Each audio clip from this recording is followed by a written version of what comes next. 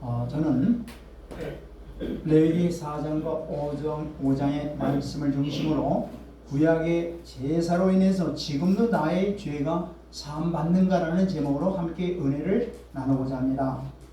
우리는 신약시대에 살아가는 하나님의 자녀들입니다.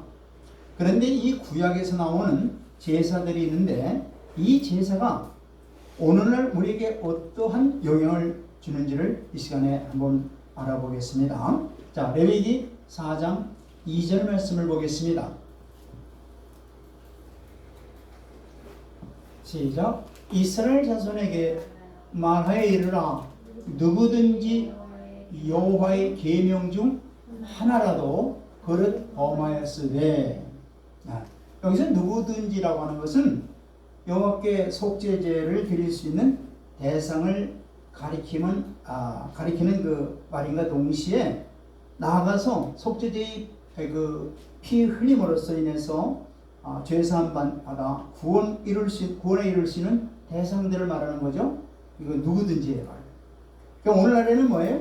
이 말은 바로 예수 그리스도에 의해서 그를 믿는 자마다 라는 말과 사도 바울이 누구든지 주의 이름을 부르는 자는 구원을 받으리라 하는 말과 똑같은 말이에요.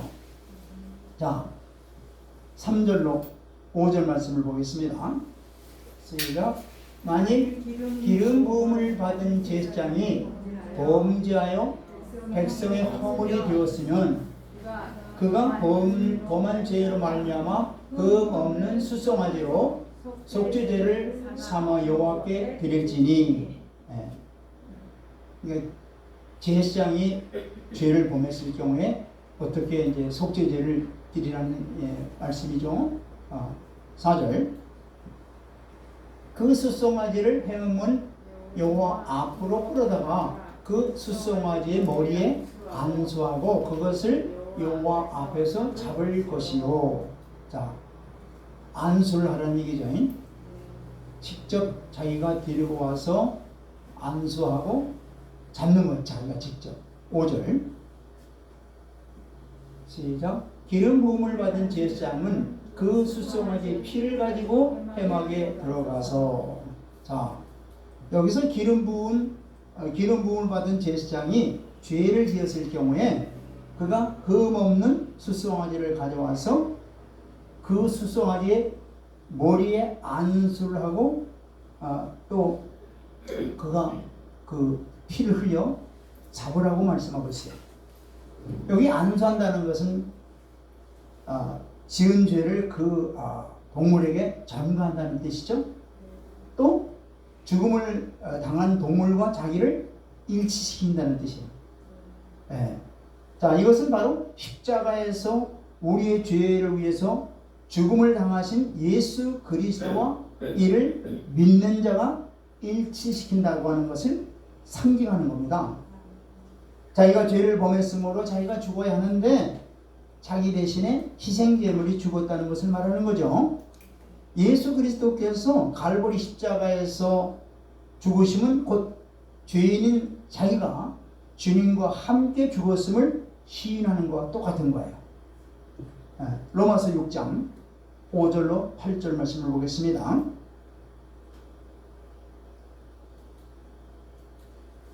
시작. 만일 우리가 그의 죽으심과 같은 모양으로 연합한 자가 되었으면 또한 그의 부활과 같은 모양으로 연합한 자도 되리라.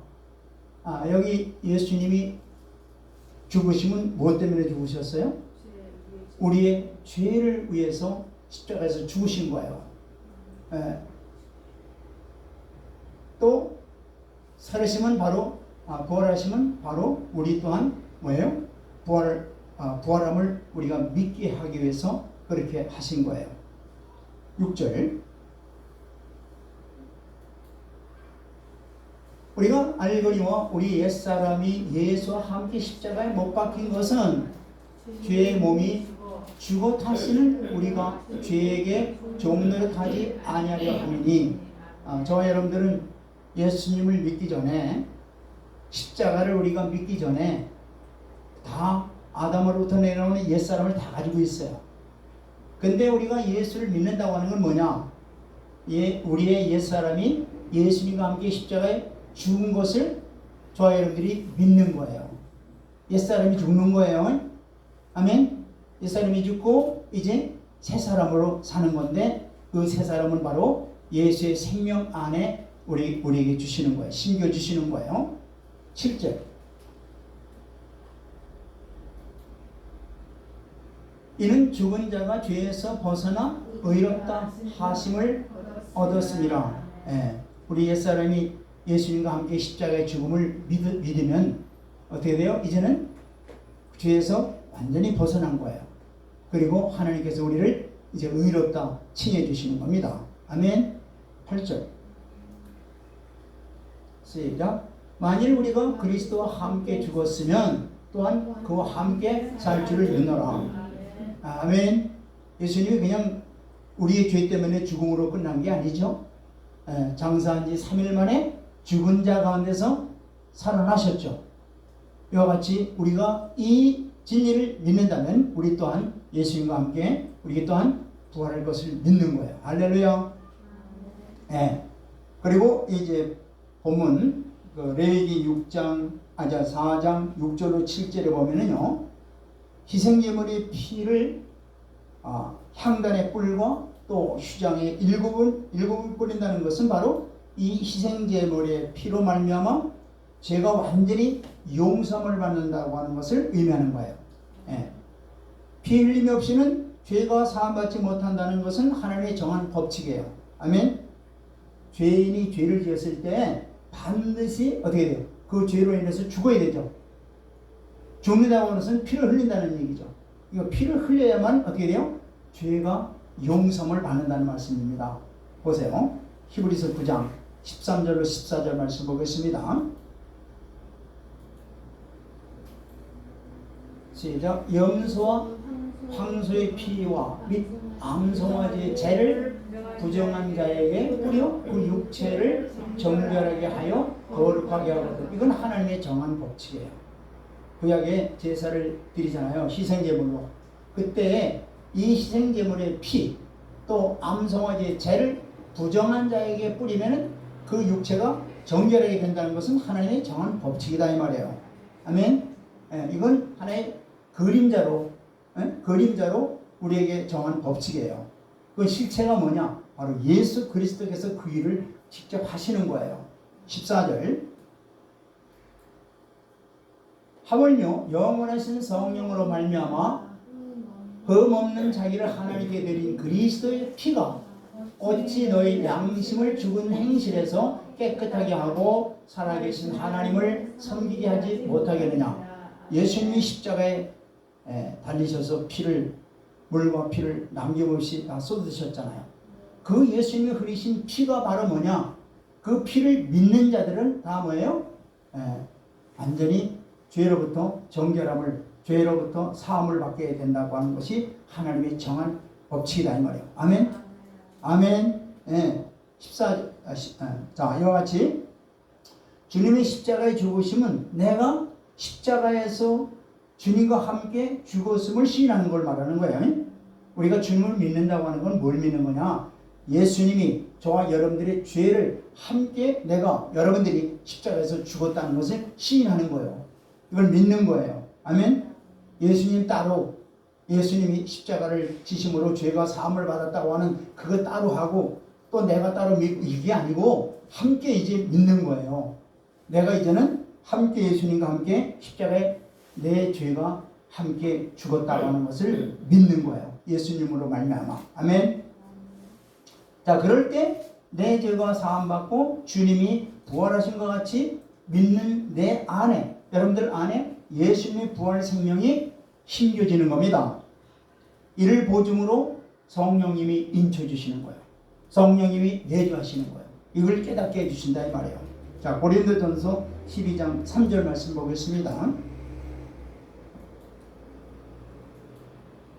시작. 그러므로 내가 너희에게 알리노니 하나님의 영으로 말하는 자는 누구든지 예수를 저주할 자라 하지 아니하고 또 성령으로 아니하고는 누구든지 예수를 주시라 할 수 없느니라. 아멘. 예수님이 저와 여러분들의 죄 때문에 십자가에서 죽으셨다고 하는 것을 여러분들이 믿잖아요. 그것을 바로 성령님이 그걸 깨닫게 해주신다는 얘기예요. 아멘. 깨달음으로 말미암아 이게 진짜 믿는 거예요. 내 죄가, 여러분들의 죄가 십자가에 예수님과 함께 죽었음을 여러분들이 고백하게 되고 신하게 되는 거예요. 자, 본문 레위기 4장 7절을 보겠습니다. 시작.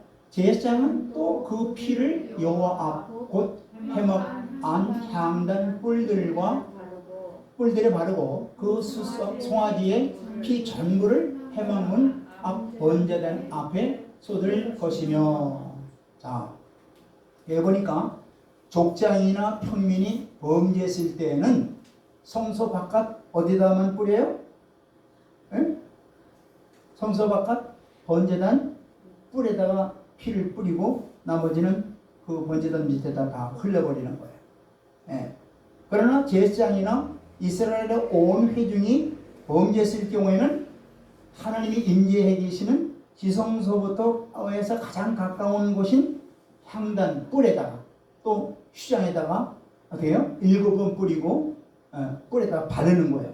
번제단 말고 바깥에 있는 번제단 이외에 거기도 다 바르는 거예요. 왜냐하면 성경에서 이 뿔이라고 하는 것은 능력과 권세와 구원을 의미하는 겁니다. 그러니까 향단이나 번제단의 이 뿔에다가 피를 바른다는 행위는 뭐냐면은 하나님의 능력이 크게 임하기를, 그리고 구원의 은총을 간절히 바라는 마음으로 그 뿔에다가 피를 바르는 겁니다. 본문 8절 말씀 보겠습니다. 시작. 또 그 속죄 제물이 된 수송아지의 모든 기름을 떼어낼지니 곧 내장에 덮인 기름과 내장에 붙은 모든 기름과. 자, 여기 오늘 본문과 같이 제사장이나 온 이스라엘의 지은 죄를 속하기 위해서는 희생 제물의 피를 먼저 성소의 휘장 밑에 휘장 앞에다 7번 뿌리고 그 다음에 향단 뿔에다가 바른 후 나머지는 이제 번제단의 그 밑에다가 다 쏟아버린다고 했어요. 이와 같이 제사에 쓰고 남은 피를 갖다가 땅에 쏘는 그 일은 뭐냐면은, 행위는 뭐냐면은 이 예수 그리스도의 보혈을 상징하기 때문에 이 피에 대해서 굉장히 경시하거나 또는 모독, 예수님이 그 십자가에 흘리신 피가 모독을 당하지 않도록 하기 위해서 땅에다가 남은 것은 다 이렇게 스며들게 하게끔 땅에다 붓는 거예요. 그러니까 보혈이 그렇게 중요하다는 얘기죠. 예.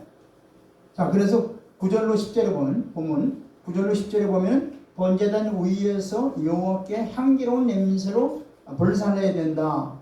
희생제물의 각 부위 중에서 가장 좋은 부위 기름, 그죠? 내장에 덮인 기름이라든가 또 내장에 붙은 기름, 또 두 콩팥, 그 위에 기름, 이런 간에 붙은 그러한 꺼풀 등은 모두 다 번제단에서 완전히 태워버렸습니다. 그리고 11절로 12절에 보면은요, 남은 부분인 가죽이라든가 고기, 똥까지는 완전히 진 밖에 재버리는 곳에다 버리게 돼 있어요. 완전히 다. 자, 레위기 4장 12절 볼까요? 이 지금 구약에서 드리는 이 번제의 그 순서와 그 내용들을 잘 봐야 돼요. 이게 바로 왜 그러는가? 이게 바로 예수님의 십자가의 그 영원한 제사에 대한 전부 다 상징이기 때문에 아주 자세하게 여러분들 봐야 돼요. 자, 12절 보세요. 곧 그 송아지의 전체를 진영 바깥 재버리는 곳인 정결한 곳으로 가져다가 불로 나무 위에서 사르되 곧 재버리는 곳에서 불사를 지니라. 아멘. 여기 진영 밖이라고 하는 것은 뭐냐면은, 구약 시대에는 진영 바깥은 저주받은 자 혹은 버림받은 자들이 버려지는 그러한 죽음과 치욕의 장소를 바로 뭐냐? 진영 바깥이라고 불렀어요. 예. 자, 속죄제에서 인간의 죄를 담당하시고 대신 죽은 희생제물이 진영 밖에서 불사라졌다는 것은 바로 뭐냐? 신약의 히브리서 기자는 히브리서 13장 11절로 12절에서 구속사적인 그런 언급을 하고 있는데, 곧 인간의 죄를 대신 담당하신 예수 그리스도께서 예루살렘 영문 바깥에서 해를 당하실 것을 말씀하고 있는 것과 같은 거예요. 자, 이런 의미에서 구약시대의 진밖은 바로 신약시대의 바로 갈보리를 상징하고 있는 희생과 대속 장소를 말하는 거예요. 예. 자, 정결하는 곳이라고 하는 건 뭐냐? 자, 진영 바깥 재버리는 곳을 정결하다고 이렇게 구약에서 말씀하고 있는데, 재버리는 곳이 정결하는 곳이다. 왜 그럴까? 그건 바로 희생제물의 진영 바깥에서 뭐예요? 나머지 부분 불태우는 것도 다 뭐예요? 일종의 하나의 속죄 의식에 관련되기 때문에 정결한 곳으로 그들이 부른 겁니다. 구약에서. 따라서 그것 역시 하나님께 바쳐진 성물이 취급되는 그러한 장소이기 때문에 정결한 곳이라고 부르는 거예요. 네, 볼까요? 히브리서 13장 11절 보겠습니다. 히브리서 13장 11절 시작. 이는 죄를 위한 짐승의 피를 대제사장이 가지고 성소에 들어가고 그 육체는 영문 밖에서 불사름이니라. 아멘. 자, 대속죄일이 되면은요, 대제사장은 희생제물의 피를 가지고 성소에 들어가죠. 대제사장이 희생제물의 피를 가지고 성소에 들어가요. 그리고 나머지 그 희생제물의 시체는, 죽은 그 시체는 어디로 가요? 영문 밖에서 어디요? 불살라버리게 돼 있어요. 이거는 대속죄일, 아주 특이한 겁니다.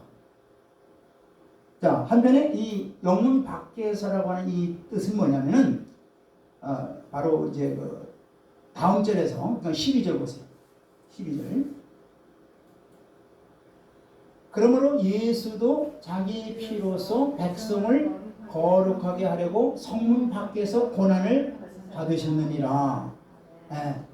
여기 이제 예수 그리스도의 고난의 장소를 의미하는 게 바로 이게 영문 밖이라고 하는 곳이 바로. 자, 구약의 성소에서는 섬기는 자들은 예수 그리스도의 희생 제사를 예시하는 그러한 제단에서 먹을 권리를 갖지 못하고 있어요. 절대 먹을 수가 없어요. 거기서는 희생제물의 어떤 것이라도 먹을 수가 없어요. 예. 여전히 구약의 그 제의에 따라서 사는 자들은 이 골고다에서 예수님의 죽음을 통해서 성취된 속죄 사역의 결과인 예수 그리스도인의 즐거움에 참여할 수 없다는 얘기예요. 구약의 그 희생제사에 속해 있는 자들은 그 신약에서 성취시킨 예수님의 그 복음을 이들이 맛볼 수 없다는 얘기죠. 한마디로 말해서. 예. 그래서 예수 그리스도의 속죄적인 죽음의 그 권한을 연결하고 있는 바로 이제 이 히브리서 기자는 이 영문 밖에서 예수님의 죽음은 속죄일의 속죄제를 나타내는 것으로서 예수님의 권한이 대제사장적인 그런 속죄 사역을 성취하기 위한 새로운 조건임을 이제 제시하고 있는데, 예수님께서 성문 밖에서 고난당하신 것은 바로 거룩한 영역으로서 배제당하는 수치를 당하는 거예요. 바로 구약에서는 이건 아주 거룩한 장소라고 그러지 않죠. 영문 밖이라고 하는 것은, 그것은 바로 산헤드린에서도 바로 예수님께서 정죄받으심은 물론 백성들에게 의해서 다 배척당하심과 같이 처형당한 걸 말하죠. 십자가에. 자, 예수 그리스도의 죽음은 레위지파의 제사장들에 의해서 드린 제사가 제시하지 못했던 바로 뭐예요? 하나님께 나아가는 새로운 방법을 바로 길을 열어주신 거예요. 하나님께서.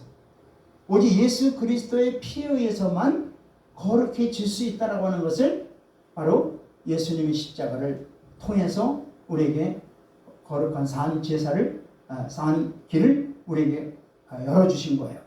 즉 구원은 오직 예수 그리스도밖에 없다는 것을 말씀하시는 겁니다. 그래서 13절 보세요. 13절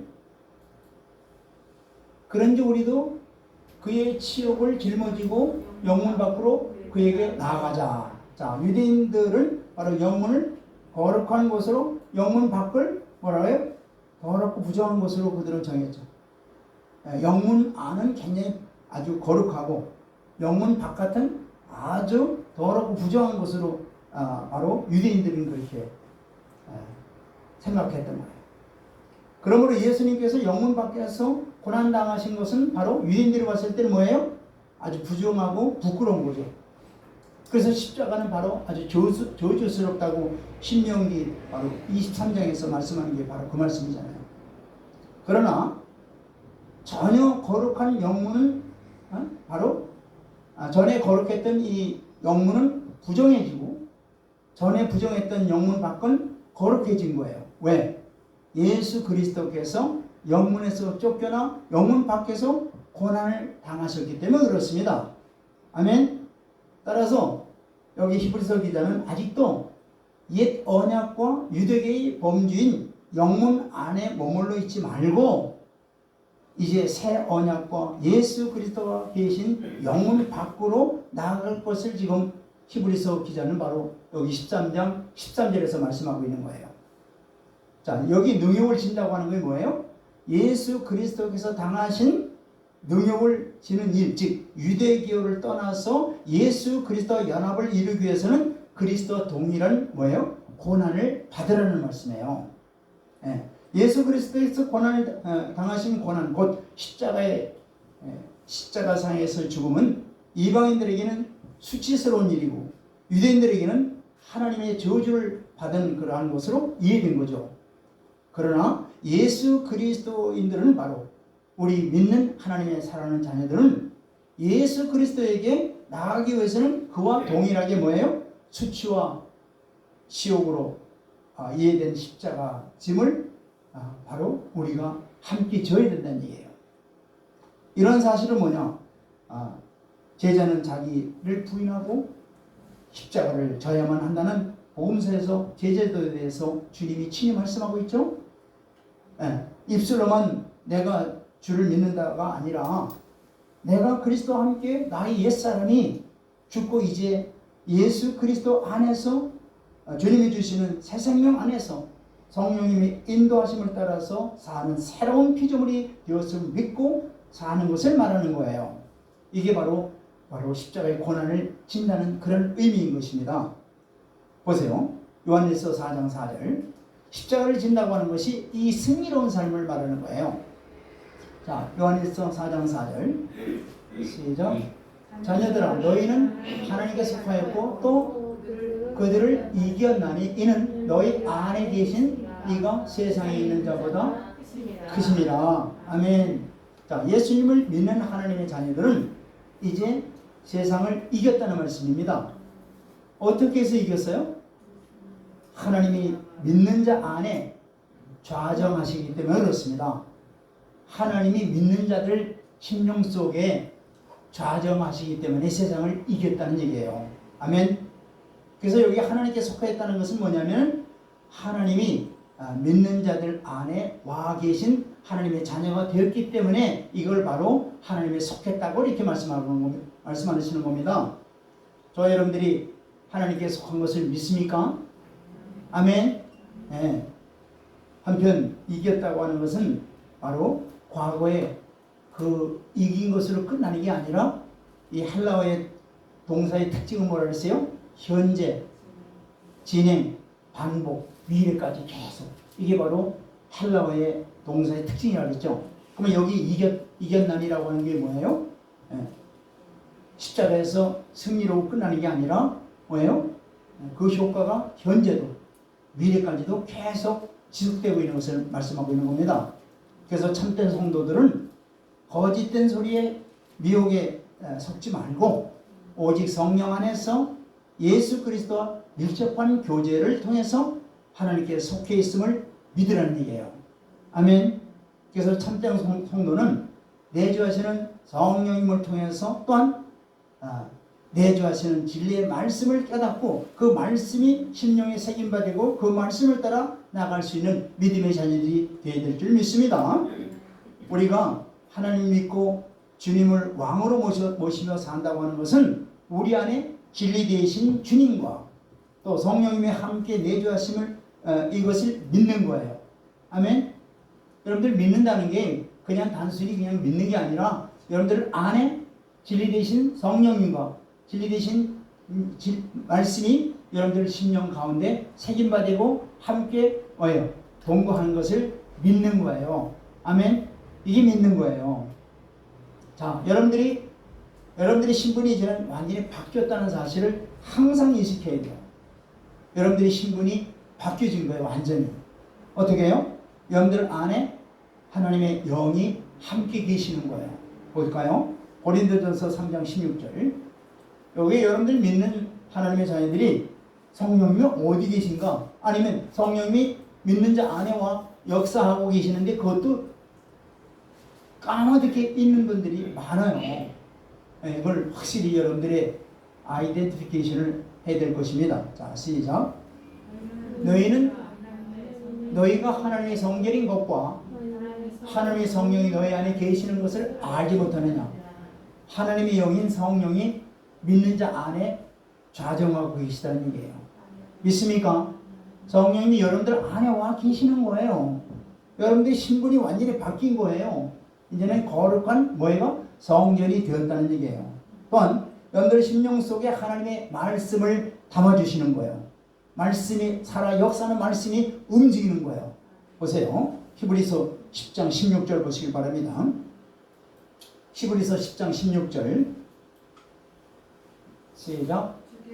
주께서 이르시되 그날 후로는 그들과 맺을 언약이 이것이라 하시고 내 법을 그들의 마음에 두고 그들의 생각에 기록하리라 하신 후에, 이게 소위 새 언약이죠. 여러분들은 뭐예요? 새 언약 백성들이에요. 새 언약과 같이 하나님의 말씀이 어디에 하나님께서 심어주신다고요? 믿는 자들 심령 속에 하나님의 말씀을 어떻게 심겨주시는 거예요. 하나님의 말씀은 무슨 말씀이에요? 하나님의 말씀은 살아있는 말씀이에요. 하나님의 말씀은 살았고 운동력이 있어 좌우의 낯선 어떤 검보다도 예리하여 혼과 영과 관절과 고슬로 찌그찌는 하나님의 능력이다 이 말이에요. 아멘. 그 말씀이 여러분들 심령 가운데 하나님이 새겨주신 거예요. 아멘. 자, 14절 보시길 바랍니다.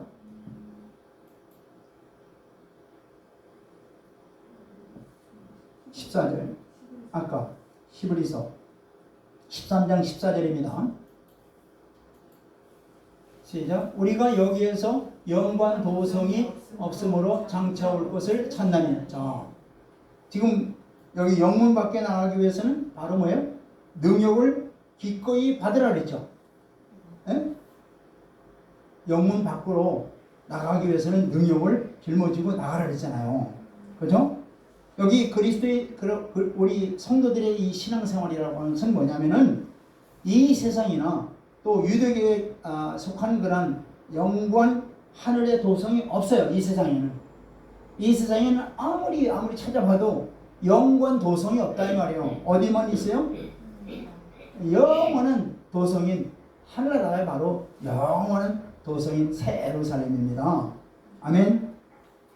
바로 그리스도인들이 추구하는 장차 올 도성은 바로 새 예루살렘밖에 없어요. 예. 아멘. 보세요. 그 새 예루살렘을 하나님께서 이렇게 예비하고 계시는 거예요. 계시록 22장 1절로 7절 말씀을 보겠습니다. 어마어마한 거죠, 이게. 그래서 영문 밖으로 바로 예수님이 주신 짐을 지고 우리 함께 나가자 하는 게 바로 이거예요. 자, 시작. 또 그가 수정 같은 맑은 생명수의 강을 네게 보이니 하나님과 및 어린 양의 보좌로부터 나와서, 이게 바로 새 땅, 새 예루살렘에서 하나님이 친히 통치하시는데 어떻게 통치하시느냐 보세요. 생명수 강가에서 뭐예요? 맑은 물이, 생수의 강물이 계속 흘러나가는 거예요. 근데 어디서 나오느냐? 하나님과 어린 양의 보좌로부터 쫙 흘러내려가는데 2절 보세요. 길 가운데로 흐르더라. 강 좌우에 생명수가 있어 12가지 열매를 맺되 달마다 그 열매를 맺고 그 나무 잎사귀들은 만국을 치료하기 위하여 있더라. 뭐예요? 길 가운데로 계속 생명수강이 흐르는데 강 좌우에는 생명수 나무가 있어가지고 매달 뭐예요? 열매가 맺는데 그 나무의 잎사귀까지도 만국을 치료하는 치료제가 되는 거예요. 얼마나 이거 한번 상상해 보세요.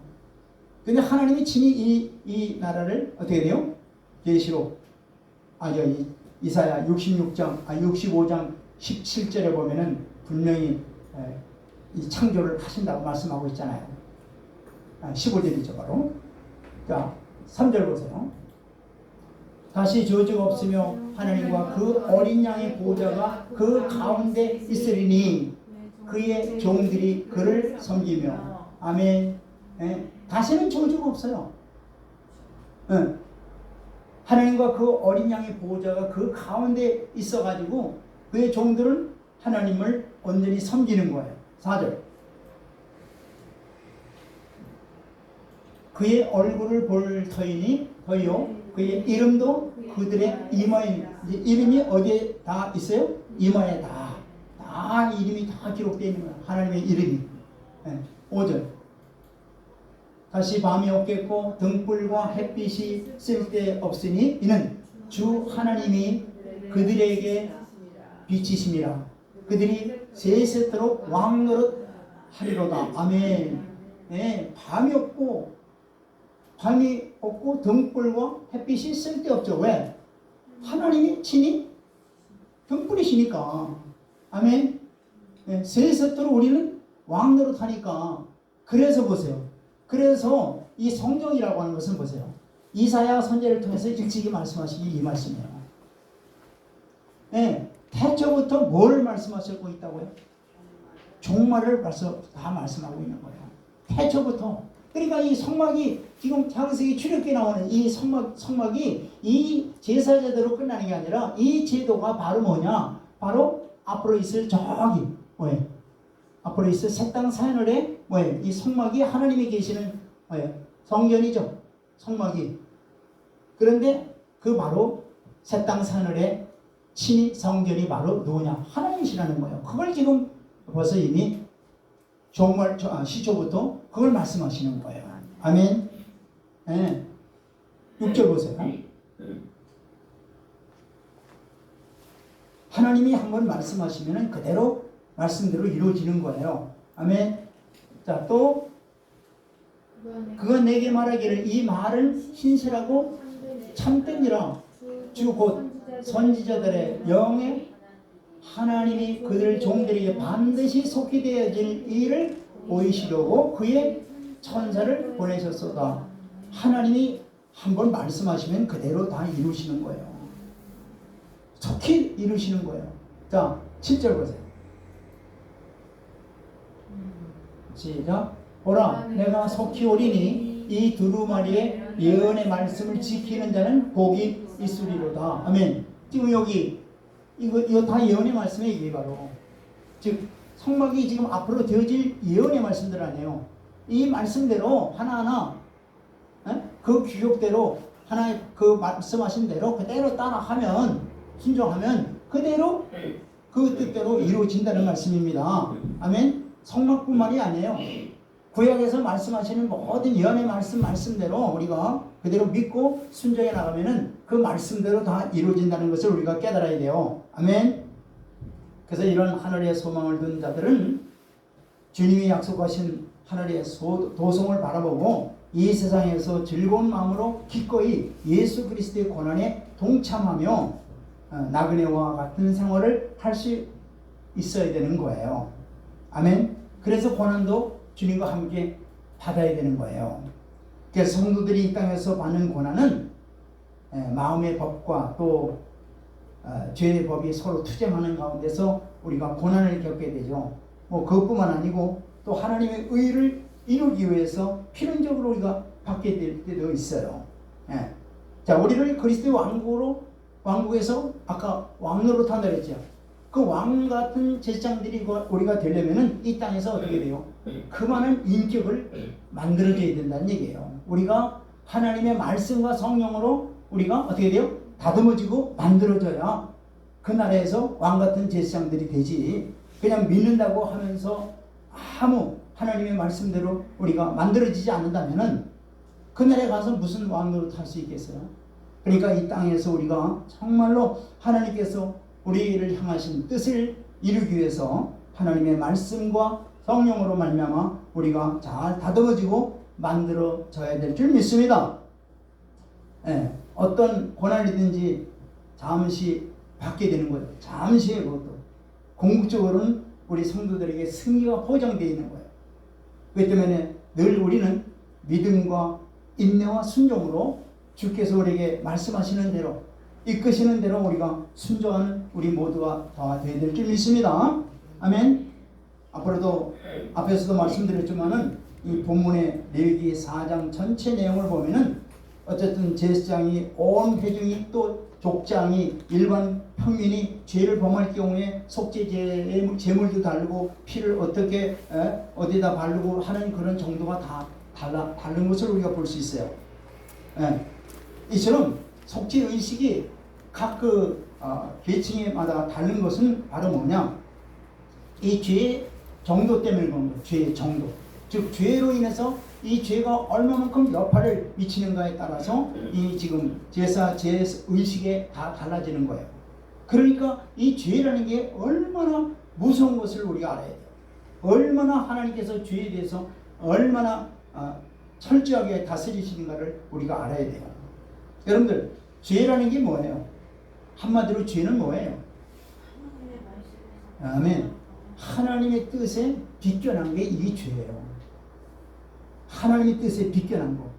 그래서 요한일서 3장 4절에 뭐라고 그래요? 죄를 지는 자마다 불법을 행하는 자요. 죄는 불법이라고 말씀하고 있죠.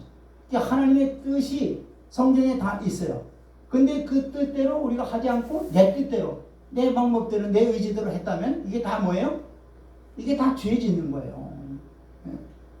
그래서 오늘 보면 4장 1절에도 누구든지 여호와의 계명 중 하나라도 그를 범하게 되면 죄를 지었으니 속죄죄를 지어라 이렇게 말씀하시는 거예요. 예. 자, 그렇다면 죄라고 하는 것은 하나님의 말씀이 기준이 되고 이 말씀대로 행하느냐 안 하느냐에 따라서 죄를 짓고 안 짓고 결정되는 거예요. 자, 그렇다면 우리가 세상 법이나 또는 인간의 상식을 비춰봤을 때 이거는 죄가 아닐 텐데 하면서 우리가 마음대로 할 때가 있어요. 그러나 하나님 말씀에 비춰보면 영락없이 이거는 죄예요. 그래서 우리가 이걸 확실히 그래서 하나님의 말씀을 잘 알아야 되고 하나님의 뜻을 잘 알아야 돼요. 보세요. 레위기 5장 1절 보세요. 우리가 착각을 할 경우가 많아요. 이건 우리가 기준으로 봤을 때 이건 죄가 아닐 텐데 그러는데 하나님은 죄라는 거예요. 왜 그럴까요? 자, 시작. 만일 누구든지 저주하는 소리를 듣고서도 증인이 되어 그가 보는 것이나 알고 있는 것을 알리지 아니하면 그는 자기 죄를 져야 할 것이요 그 허물이 그에게로 돌아갈 것이니라. 여기 보니까 저주하는 소리를 듣고서도 이 저주하는 소리라고 하는 것은 번역상으로 좀 이해가 안 되게끔 번역을 했는데 그 뜻은 뭐냐면은 우리가 법정에서 증인이 뭐라고 그래요? 내가 증인하는 것은 전부 다 거짓말이 아니고 사실입니다라고 하는 걸 맹세하잖아요. 선서하잖아요. 그거 같은 거예요. 그러니까 법정에서 내가 봤는데, 내가 진실을 봤는데 이걸 갖다가 말을 하지 않거나 또는 이걸 왜곡해서 말한다면은 이거 바로 뭐라는 얘기예요? 죄라는 얘기예요. 근데 오늘날은 또 알고 있으면서도 묵비권이라는 게 있죠. 묵비권. 그러면 그 사회 세상적으로 법을 하려면 거의 죄 아니에요. 죄가 아니죠. 묵비권을 행사하면 죄가 아니잖아요. 근데 하나님은 절대적으로 그렇게 하지 말라는 거예요. 왜 그럴까요? 왜 그러냐면 하나님은 오직 진리만이 나타나기를 원하시는 거예요. 아니 묵비권한다고 해서 그 사람이 진리를 갖다가 알고 있는데 사실을 알고 있는데 그걸 묵비권이라고 해서 말을 하지 않으면 어떻게 돼요? 진리가 왜곡되는 거예요. 그렇기 때문에 하나님께서는 그것조차도 어떻게 되는 거예요? 절대적으로 죄라고 말씀하시는 거예요. 아멘? 그걸 잘 알아야 돼요. 네. 또한 보세요. 2절로 3절 보면은 더 우리 한번 볼까요? 2절 3절 보면. 자.